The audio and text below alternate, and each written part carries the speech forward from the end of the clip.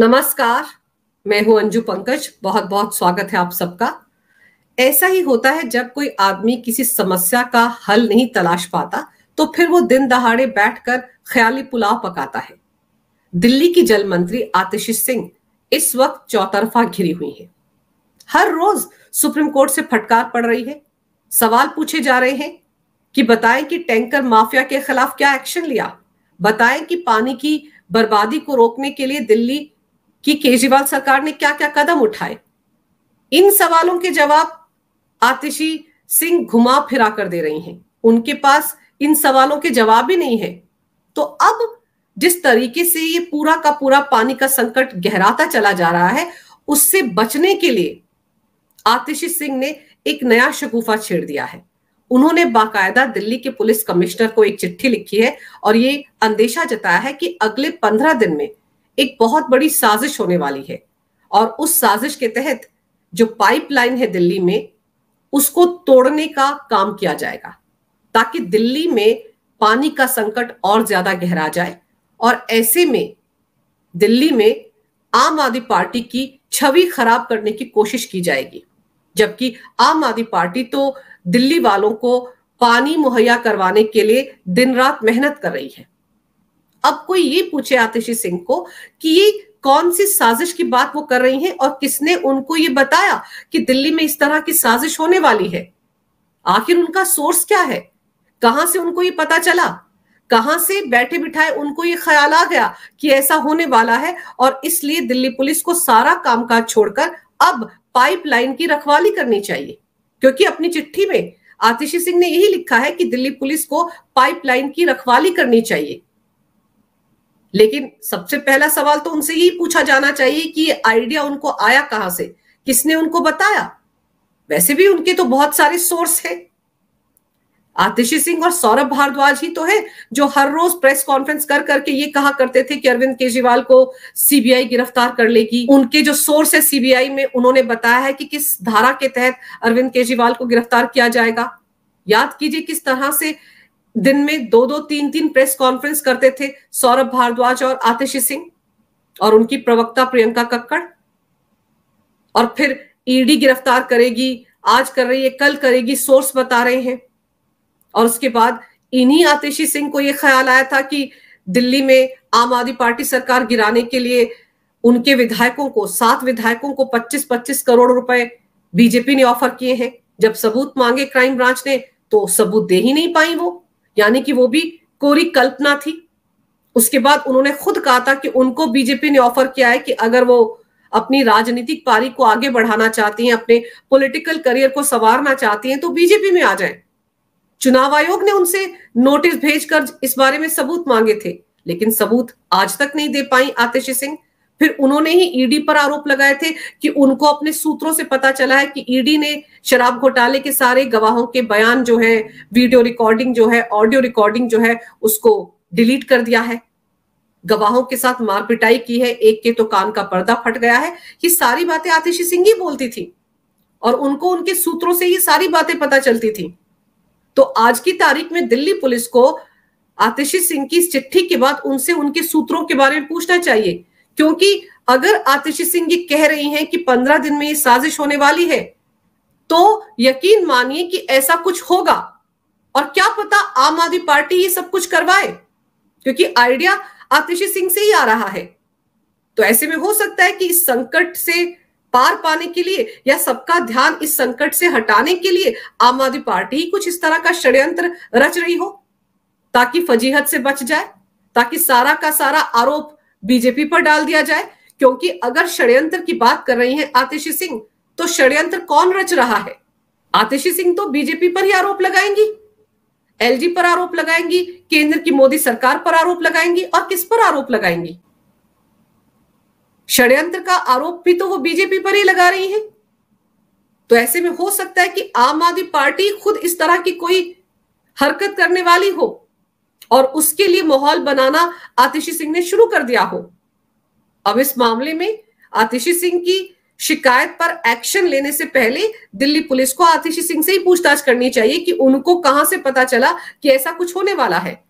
और दूसरी तरफ दिल्ली के पूर्व जल मंत्री कपिल मिश्रा जो अब बीजेपी के दिल्ली के उपाध्यक्ष हैं, उन्होंने एक बहुत ही गंभीर आरोप लगाया है आम आदमी पार्टी पर। उन्होंने आरोप ये लगाया है कि आम आदमी पार्टी ने मुस्लिम बहुल इलाकों में एक्स्ट्रा पानी सप्लाई करना शुरू किया है, जबकि हिंदू बहुल इलाकों में पानी की सप्लाई रोक दी गई है। उन्होंने एक ट्वीट किया रविवार को जिसमें ये सारे आरोप लगाए हैं। उन्होंने अपने ट्वीट में क्या कहा, मैं आपको वो दिखाती हूं। ये कपिल मिश्रा का ट्वीट है और देखिए उन्होंने क्या लिखा है। दिल्ली में पानी के भयानक संकट का सबसे बड़ा कारण जानकर आप चौंक जाएंगे। हिंदू बहुल इलाकों का पानी रोककर मुस्लिम इलाकों में एक्स्ट्रा सप्लाई की जा रही है। हिंदुओं को लोकसभा में मोदी को वोट देने की सजा दी जा रही है। यमुना विहार, मौजपुर, गोकुलपुरी का पानी सीलमपुरी, जाफराबाद, सीमापुरी में भेजा जा रहा है। आईपी एक्सटेंशन का पानी अल्लाह कॉलोनी को दिया जा रहा है। राजेंद्र नगर, करोल बाग, आनंद पर्वत का पानी जामा मस्जिद, मटिया महल को दिया जा रहा है। बकरीद पर अतिरिक्त पानी की व्यवस्था करने के बहाने ये पानी डाइवर्ट किया गया है। धर्म के आधार पर जल बोर्ड के पानी का वितरण तुरंत रुकना चाहिए। ये ट्वीट रविवार को कपिल मिश्रा ने किया है। अब सबसे बड़ा सवाल यह है कि कपिल मिश्रा दिल्ली के जल मंत्री भी रह चुके हैं। 2017 में वो टैंकर माफिया और दिल्ली जल बोर्ड के अधिकारियों के बीच की सांठगांठ को लेकर बड़ा खुलासा करने वाले थे और उस खुलासे के बारे में उन्होंने अरविंद केजरीवाल को जानकारी दी थी, लेकिन अरविंद केजरीवाल ने खेल कर दिया। उन्होंने इससे पहले कि कपिल मिश्रा खुलासा कर पाते, कपिल मिश्रा को जल मंत्री के पद से हटा दिया, उनसे वो मंत्रालय ले लिया गया और यह भी कहा गया था अरविंद केजरीवाल की तरफ से कपिल मिश्रा को कि क्या तुमको यही काम बाकी रह गया है। जबकि आपको याद होगा कि 2011-12 में यही अरविंद केजरीवाल शीला दीक्षित सरकार पर दिल्ली जल बोर्ड के अधिकारियों के साथ साथ टैंकर माफिया के साथ सांठगांठ का आरोप लगाते थे। तब अरविंद केजरीवाल ये कहते थे कि जब वो दिल्ली में सत्ता पर काबिज होंगे तो सबसे पहले टैंकर माफिया और शीला दीक्षित सरकार के बीच की सांठगांठ को लेकर खुलासा करेंगे। तो जब यही खुलासा 2017 में कपिल मिश्रा करने वाले थे तो अरविंद केजरीवाल ने उनको उनके पद से हटा दिया। तो सवाल तो ये बनता है कि अरविंद केजरीवाल आखिर किसको बचाने की कोशिश कर रहे थे। क्या पता तब तक इसी टैंकर माफिया से आम आदमी पार्टी को भी फायदा होने लगा था, तो इसीलिए अरविंद केजरीवाल ने उनको बचा लिया। लेकिन अब ये जो आरोप लगाए गए हैं कपिल मिश्रा के, ये आरोप बिना किसी आधार के नहीं होंगे। कपिल मिश्रा दिल्ली जल बोर्ड के बहुत सारे अधिकारियों को जानते हैं, आम आदमी पार्टी के बहुत सारे विधायकों के साथ आज भी उनके रिश्ते हैं। तो हो सकता है अंदर खाने उनको ये सारी खबर मिली हो, क्योंकि उन्होंने जिस तरीके से आप देखिए एक एक जगह का नाम दिया है। उन्होंने बताया है कि यमुना विहार, मौजपुर, गोकुलपुरी का पानी सीलमपुरी, जाफराबाद, सीमापुरी में जा रहा है। इलाकों के साथ उन्होंने बताया है आईपी एक्सटेंशन का पानी अल्लाह कॉलोनी को दिया जा रहा है। राजेंद्र नगर, करोल बाग, आनंद पर्वत का पानी जामा मस्जिद, मटिया महल को दिया जा रहा है। ये सारी जानकारी उन्होंने पूरे विस्तार से दी है इस ट्वीट में। तो उनके पास इसका मतलब है सबूत है, इसीलिए उन्होंने ट्वीट करके सब कुछ लिखा। दिल्ली प्रदेश बीजेपी के वो उपाध्यक्ष है, हवाबाजी नहीं कर रहे हैं। और उन्होंने इसके साथ ही दिल्ली के एलजी से कहा है कि वो धर्म के आधार पर ये जो पानी बांट रही है आम आदमी पार्टी सरकार, इसको रोके, इस तरफ ध्यान दे। लेकिन गौर करने वाली बात यह है कि आम आदमी पार्टी का मुखिया अरविंद केजरीवाल तो तिहाड़ जेल में बंद है और दिल्ली के सीएम अरविंद केजरीवाल तिहाड़ जेल में बंद है। तो जो सरकार बिना मुख्यमंत्री के चल रही हो उसका यही हाल होगा। यहां पर तो इस वक्त अपनी अपनी डफली, अपना अपना राग है आम आदमी पार्टी के सभी मंत्रियों, विधायकों और नेताओं का। वो एक ऐसे जहाज की तरह चल रहे हैं इस वक्त जिसको पता ही नहीं जाना कहां है, क्योंकि जो कैप्टन है वो तो तिहाड़ जेल में आराम कर रहा है। जिद कर रहे हैं अरविंद केजरीवाल की तिहाड़ जेल से सरकार चलाएंगे, तो ऐसे ही चलेगी सरकार जैसी दिल्ली में चल रही है। किसी को नहीं पता कि हो क्या रहा है। आतिशी सिंह हर दूसरे दिन अरविंद केजरीवाल से मिलने के लिए तिहाड़ जेल चली जाती हैं, वहां से इंस्ट्रक्शंस लेकर आती हैं, सारे विधायकों के साथ, मंत्रियों के साथ बैठक करती हैं, फिर उनको बताती हैं। इस तरह से तो दिल्ली में सरकार चल रही है। तो जब जिस सरकार का मुखिया तिहाड़ जेल में बंद हो, भ्रष्टाचार के आरोप उस पर हो, और वो वहां से सरकार चला रहा हो, तो भैया ऐसी ही सरकार चलेगी दिल्ली में। यहां गौर करने वाली बात यह है कि अरविंद केजरीवाल का मुस्लिम प्रेम कोई नई बात नहीं है। आम आदमी पार्टी का मुस्लिम प्रेम बहुत पुराना है। 2022 में एक आरटीआई के जरिए इस बात का खुलासा हुआ था कि अरविंद केजरीवाल सरकार ने 2015 से लेकर 2022 तक दिल्ली वक्फ बोर्ड को 101 करोड़ रुपए दिए थे। यानी कि 2015 से 2022 तक के अपने 7 साल के शासनकाल में अरविंद केजरीवाल ने दिल्ली वक्फ बोर्ड को 101 करोड़ रुपए दिए थे, और इसके हिसाब से हर साल यानी कि 14 करोड़ 50 लाख रुपए दिल्ली वक्फ बोर्ड को दिए गए। ये पैसा आ कहां से रहा था? ये पैसा दिल्ली के टैक्स पेयर का पैसा है, जिसे इस तरीके से दिल्ली वक्फ बोर्ड को अरविंद केजरीवाल ने अपने वोट बैंक को सुदृढ़ करने के लिए दिया, अपने वोट बैंक को खुश करने के लिए दिया। और ये पैसा किस तरीके से दिया गया, वो सारी जानकारी भी इस आरटीआई में थी। इस आरटीआई के मुताबिक 2015-16 में दिल्ली की केजरीवाल सरकार ने दिल्ली वक्फ बोर्ड को 1 करोड़ 25 लाख रुपए दिए थे। उसके बाद अगले साल 2016 से 2017 में 1 करोड़ 37 लाख रुपए दिए गए, और फिर 2017 से 2018 में 5 करोड़ रुपए दिए गए। यानी कि धीरे धीरे करके अरविंद केजरीवाल ने दिल्ली वक्फ बोर्ड को दिए जाने वाला पैसा बढ़ाना शुरू कर दिया। पहले साल सिर्फ 1.25 करोड़ दिए गए, फिर 1 करोड़ 37 लाख दिए गए, और 2017-18 में 5 करोड़ दिए गए, और 2018-19 में 8 करोड़ 69 लाख रुपए दिए गए, और 2019-20 में 22 करोड़ 72 लाख रुपए दिए गए। और उसके बाद 2020-21 में तो कोरोना काल था, इसलिए तब पैसा नहीं दिया गया। लेकिन एक साल में 22 करोड़ रुपए भी दिल्ली वक्फ बोर्ड को दिए गए। ये पैसा क्यों दिया गया? ये पैसा सिर्फ इसलिए दिया गया ताकि अरविंद केजरीवाल का मुस्लिम वोट बैंक इंटैक्ट रहे, खुश रहे, और उड़ाया गया दिल्ली के टैक्स पेयर का पैसा। और फिर आपको यह भी याद दिला देती हूं कि आम आदमी पार्टी सरकार ने 2019 में दिल्ली में जो 300 मस्जिदें हैं, उसमें जो लोग काम करते हैं, इमाम हैं, मौलवी हैं, मुल्ला हैं, उन सब की तनख्वाहें भी बढ़ा दी थी।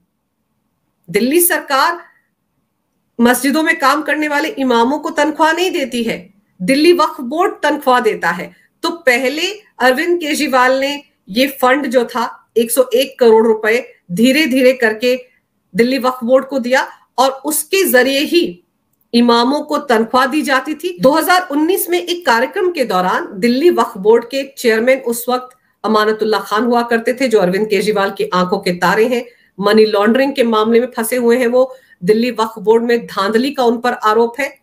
उन्हें 32 लोगों को पैसा वसूल करके दिल्ली वक्फ बोर्ड में नौकरी दी, तमाम नियम कायदों को ताक में रखकर। उन पर तो ये आरोप भी है कि दिल्ली वक्फ बोर्ड की प्रॉपर्टी को उन्होंने बेचा भी। तो 2019 में इन्हीं अमानतुल्ला खान ने केजरीवाल की मौजूदगी में ऐलान किया था कि दिल्ली की 300 मस्जिदों में काम करने वाले इमामों का वेतन वो बढ़ा रहे हैं।